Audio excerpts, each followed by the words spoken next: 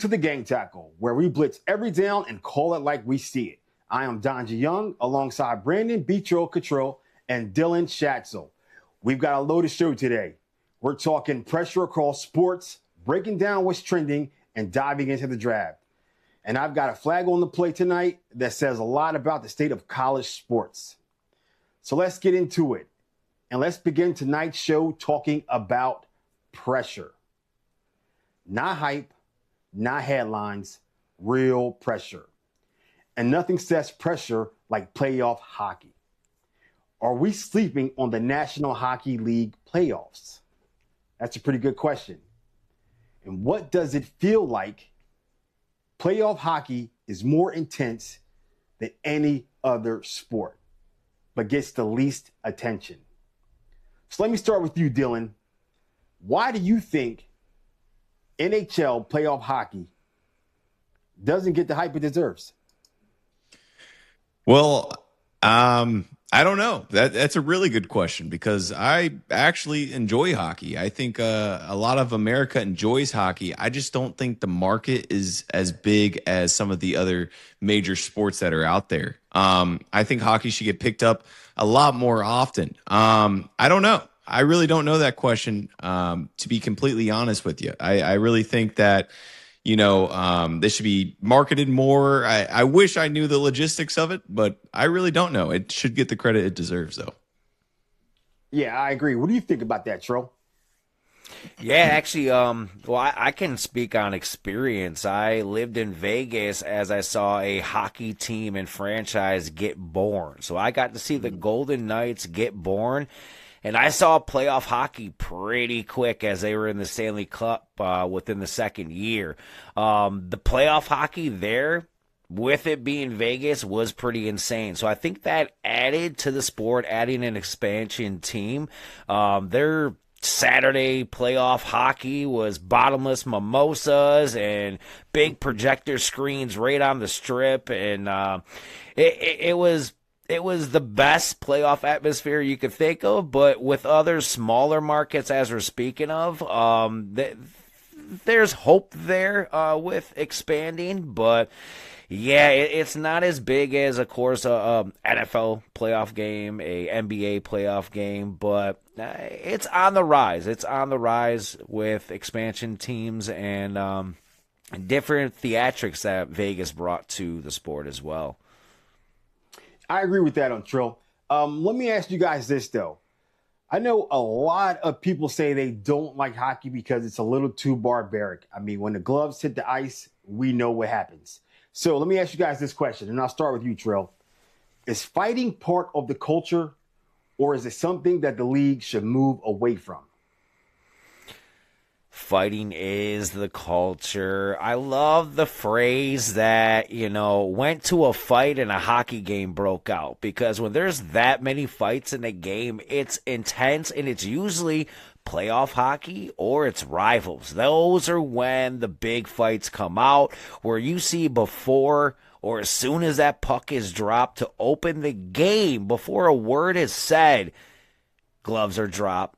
Fight happens, and it's usually the big men. It's usually those 6'6" men standing on skates, and the bigger they are, the bigger they fall. And it's great to watch because it adds a whole other aspect. I don't know many people that can, let alone keep their balance, let alone fight on skates. So it should be its own athletic sport, honestly. I hear that. What's your take on it, Dylan? Man, I think fighting in sports should happen more often. I mean, even last night, we saw Jorge Soler charge the mound after a pitch was above his head. He charged the mound, but it got electric. You know what I mean? When it's your team fighting, no matter what sport it is. I mean, hockey's the most to it, though. I mean, hockey, we go to hockey games to watch fights. But whatever sport is fighting and it's your team, man, it gets electric. It feels like UFC has mixed into all these other sports, and it's just like, beat us, what. I mean, I love it, dude. I'm a Panther fan, so a lot of the, franchises and everyone think that we do hit dirty, and I'm not going to lie, we do, especially when it's the Lightning, and state rivals. But I'm telling you right now, fighting should be more standard, I think, in most of the sports. if they're going to fight, let them dish it out. If they want to get suspended, that's on them. But hockey, I don't think there should be any suspensions besides penalties, which I think it's perfect where it's at. I couldn't agree more. Passion. I could not agree more. I mean, being a St. Louis Blues fan, as I watched Tony Twist back in the day knock cats out, loved every minute of it. Especially when NHL, the goalies get involved. That's it. NHL, do not take the fighting away. All right, let's shift gears because some stories build and others explode overnight. So, Trill, you're up. What you got for us, bro? What is happening around the sports world? Yeah, thanks, Donji. So, yes, in this 2-minute trill, we do see a change of calendar from March Madness into April. And March Madness ended with another M as Michigan ended up as the finals champions over UConn. Also, in other sports, we do see in golf, they're now using 3D printers. So Bryson DeChambeau, he did use a 3D printer to create a 5-iron that he fabricated and actually used in the Masters. What does it say for the future of technology? Are they going to be spending hundreds of thousands of dollars on clubs, or are they going to be switching to 3D printers? Also, one news I do want to bring up. This is probably going to be the biggest performance single-handedly that won't be talked about as much as it needs to be, but it is heading to Cooperstown. So Joe Adell's glove from his 3-home run robbery is now heading to Cooperstown. So he robbed 3 home runs in a 1-0 win over Seattle, which is insane to talk about because it's more rare than a cycle. To think about robbing 3 home runs and holding a shutout over a 1-0 lead in victory, that won't be talked about enough, and I just need to stress it. But I'm going to end that on B-Trill's 2-minute trill. What you got for us? Yeah, that is very interesting, too. I didn't know that.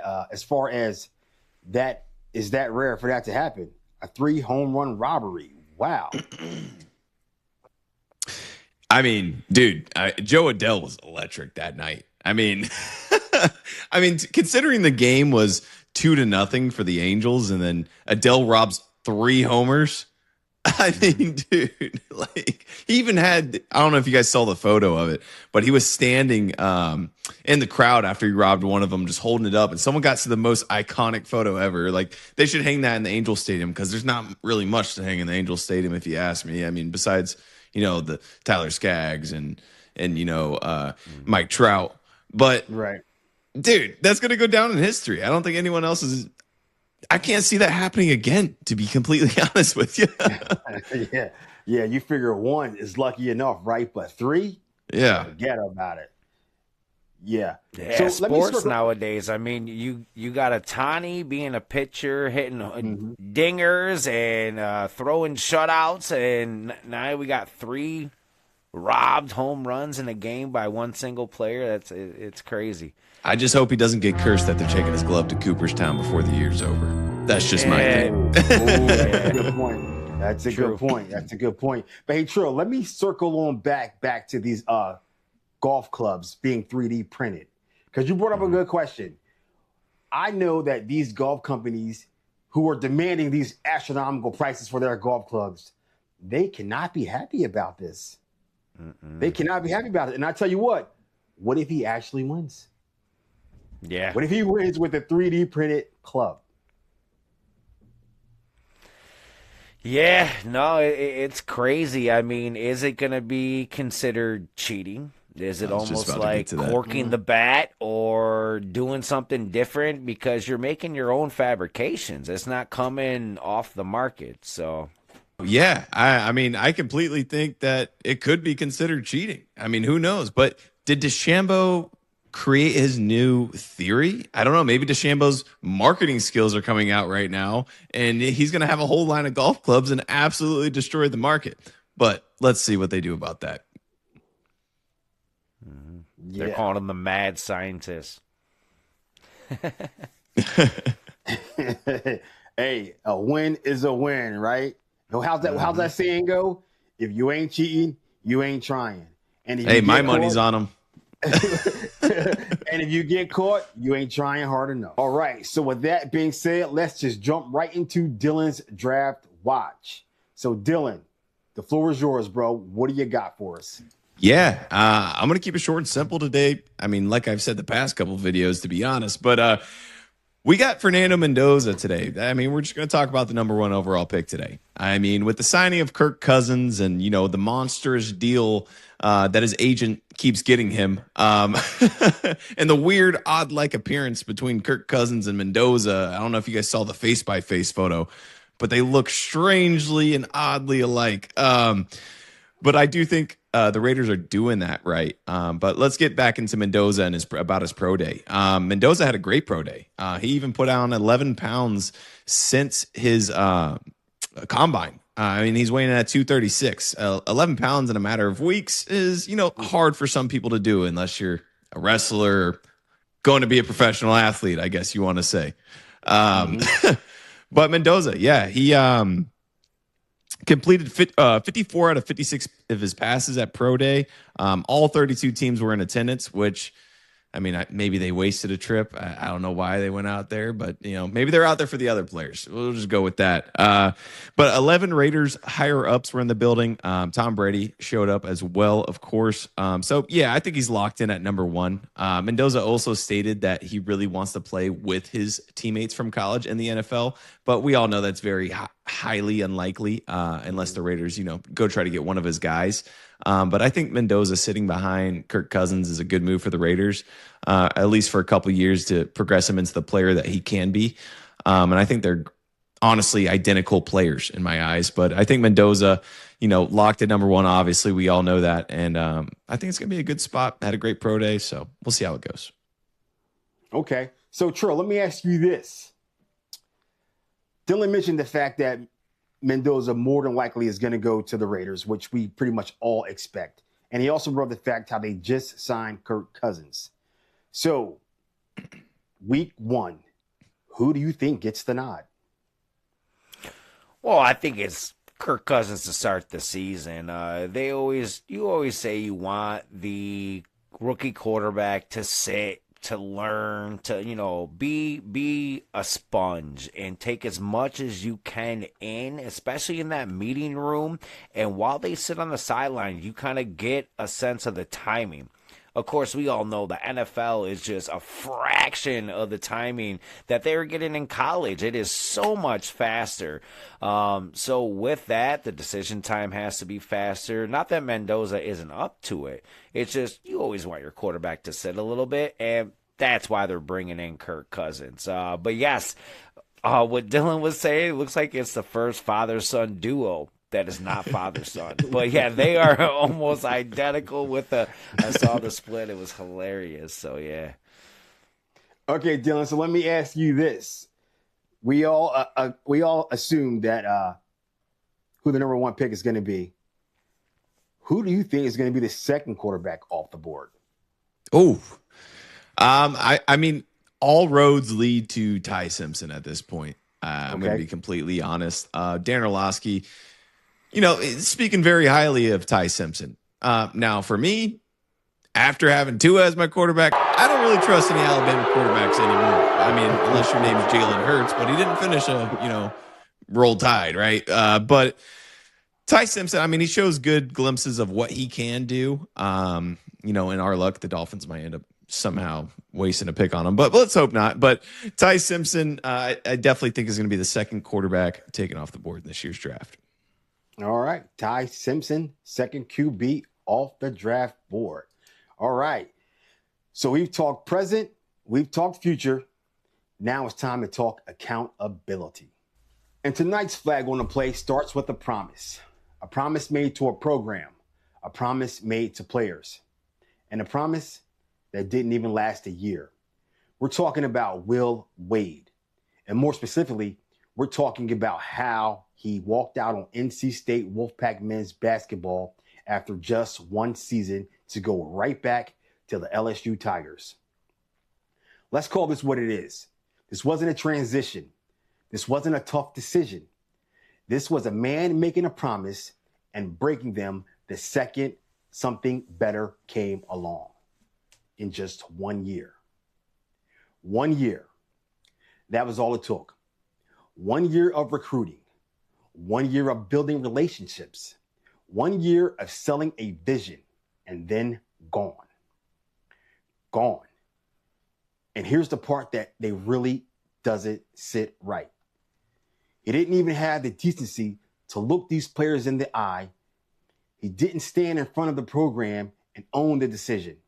Instead, the message was delivered through an agent in an email. Not a conversation, not a meeting, an email. That's how you leave a program you just spent a year building? Now look, coaches leave. We get that. This is college sports. But don't sell loyalty if you're not planning to live up to it. Because this right here, this doesn't feel like an opportunity. This feels like an abandonment. And here's where it gets deeper. Because this isn't just about leaving NC State. It's about where he's going back to. LSU. The same program that fired him in 2022 amid serious allegations tied to recruiting violations, wiretap conversations, questions about how business was being handled behind the scenes, reports of payments to players before NIL even existed. And now he's back. Just like that. So let me get this straight.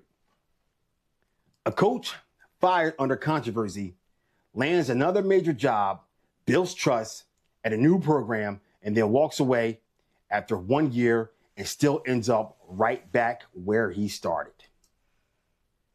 Right back where he started. No real consequences. No long-term accountability. And this is the part that nobody wants to say out loud. College sports doesn't punish behavior. It waits for the noise to die down, and then it brings you right back. Because now we're supposed to move on like nothing ever happened. But it did. Because players are told to be loyal all the time. Players are told to commit. Players are told to trust the system. But when coaches move like this, what message does that send?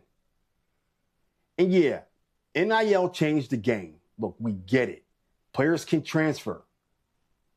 Players can get paid. But it's not the same thing. Because players don't walk into living rooms and sell families on a vision. Coaches do. So when you break that, that's just business. No, that's personal.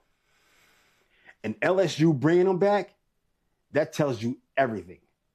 Winning matters more than integrity. Production matters more than principle. And as long as you can coach, then there's always a second chance waiting for you. So tonight, this isn't just about Will Wade. This is about a system that keeps rewarding the same behavior it claims to stand against. LSU, Will Wade, you have committed a penalty, thus earning you a flag on the play. We'll be back in a moment.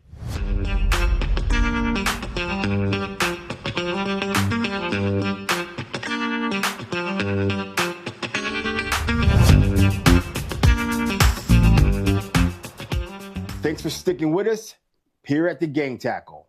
So now it's time for our all-out blitz. So Trill, let me start with you on this one. Who actually shows less loyalty in sports today? Players or coaches? Ooh.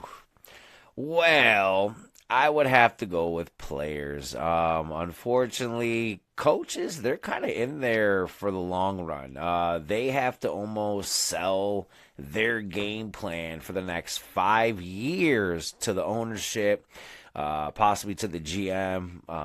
But they have to sell themselves far in future. as a player, of course, we would love for all players to be drafted and then to retire with the same team.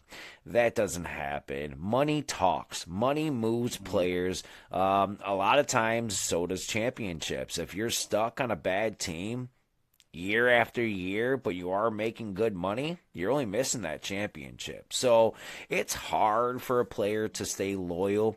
You do have those teams that have the players that, will go their whole career with them. It's rare nowadays, but it happens. It's part of sports. Money talks, championship walks. So money definitely talks. I got to take on this too. I'm going to flip it away on the other side as well. Obviously, I do think it's players as well. I agree with you, Trill. But I also think it is coaches mainly half the time. We're seeing it more and more often throughout the collegiate level. Lane Kiffin leaving Ole Miss's roster, going to LSU, knowing dang well if Alabama offered him next week, he's jumping train again, right? We're looking at Will Wade's situation now. A lot of these coaches are all jumping for money as well, if we really look at it at the collegiate level. Now, not so much at the NFL level because, it's a scarce job and they can get fired if the team's not performing. But at the collegiate level, I definitely think that the coaches are now all on this NIL train as well of getting paid and all this and jumping around. I think it's just as much of the players and the coaches together. I think it's a combined thing. So Okay. So Dylan, sticking with the collegiate level, let me ask you this. Has the transfer portal made college sports better or completely chaotic? Well, I think it's better. As a former collegiate athlete and knowing a lot of people that are collegiate athletes today, I think it's better because you got to look at some instances, right? You got to look at some instances of the players. Let's say they're not getting enough playing time for a team. They're not going to want to stay there their whole career because it's only hurting them, right? So hitting the transfer portal is a good thing for them as well. We could look at another availability to this is players want to get paid. It's the same thing all over. Players want to get paid, so they're chasing the bag. What if they don't pan out in the NFL and they don't have the career they think they're going to get? Or if they get hurt at the collegiate level and their NFL career is ruined? At least they're getting paid now for the viewership and everything, and how much these colleges are making. They should be getting paid, in my opinion, anyways. So I think the NIL is actually, I don't think the transfer portal's hurting at all. I don't know, unless you're, that one guy from Michigan and then UConn and then Michigan again and then back to UConn and then now losing to your former team twice in the national championship. But, that's the only part where it could hurt you. But no, I think it's great for the sport. All right, so we'll close it out with you on this segment. What do you think about the transfer portal? Yeah, no, I think it's great. As Dylan, you hit on all the key points. It's great for a player because it gives them options, gives them opportunity, and it gives them a choice, gives them a voice. They do sign that recruitment and where they're going to go. But at that time, they're usually 16, 17 years old. They're making big decisions. Guess what? You should be able to make a change in those decisions and not ride every, 2, 3, 4 years with one school. Even though the transfer portal, they're trying to take Jeremiah Smith from Ohio State. I don't like that. I saw he was getting offers of up to $10 million just to hit the portal. With those numbers, if I was him, I would probably leave. But I'm glad he's staying and actually showing that loyalty. But the portal's good. Good for the sport. Good for opportunity. Good for the players. So I couldn't agree more. Well, all right, fellas, that's going to do it for this episode of The Gang Tackle. Make sure you like, comment, and subscribe. For B-Trill, for Dylan, I am Donji from The Gang Tackle, letting you know to never let the pressure get to you. Be the one who applies it. And the best way to do that is to blitz every down. We'll see you next time. 1, 2,